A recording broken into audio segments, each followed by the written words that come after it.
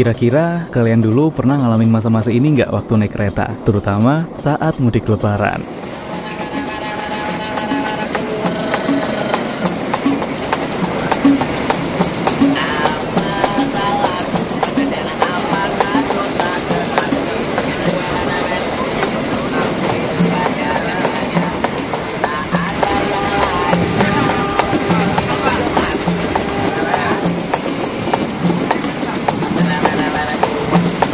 Nah, coba kalian cek foto ini juga. Foto ini diambil pada tahun 2001 oleh Bambang Supaktio dan diunggah ke Flickr. Waktu itu dia harus berdiri selama 12 jam di depan toilet karena nggak kebagian tempat duduk di kereta. Bahkan dulu hampir sebagian penumpang harus berdesak-desakan bertemu pengamen, pedagang asongan hingga kucing-kucingan dengan kondektur karena nggak punya tiket. Sekarang coba kalian bandingkan dengan foto dan video berikut ini. Nah, jauh lebih rapi, bersih, dan nyaman kan? Tapi kalian tahu nggak siapa sosok di balik perubahan besar dari semua ini? Beliau adalah Bapak Ignatius Jonan, mantan Direktur Utama dari PT Kereta Api Indonesia. Yang beliau lakukan waktu itu sebenarnya sederhana, yaitu dengan menaikkan gaji dan take home pay kepala stasiun sampai 10 kali lipat. Para pegawai lainnya yang juga sebelumnya mendapat gaji rendah, kemudian dinaikkan agar berdampak pada kinerja mereka. Menurut Pak Jonan, penghasilan karyawan punya korelasi kuat dengan kualitas kerja. Selain itu, Pak Jonan juga mengajarkan pola kerja yang mempermudah semua pihak. Beliau mengambil inisiatif untuk memberikan pelatihan dan pengembangan kepada karyawan untuk meningkatkan kompetensi mereka. Karena pada saat itu, hampir setengah karyawan dari PT KAI hanya lulusan SD atau SMP. Nah, gimana pencapaian Pak Jonan selanjutnya? Masa-masa sebelum Pak Jonan bergabung, PT KAI dilanda kerugian mencapai 150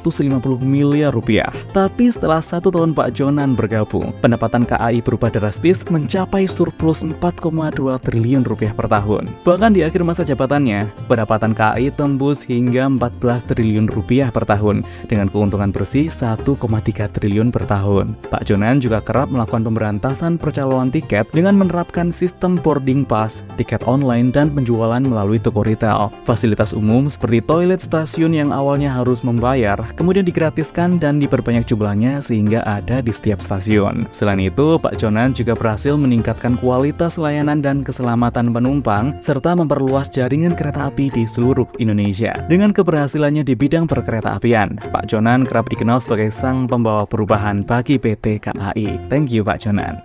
Tapi kalau menurut kalian, momen apa yang paling kangenin saat naik kereta api di zaman dulu? Yuk tulis di kolom komentar ya.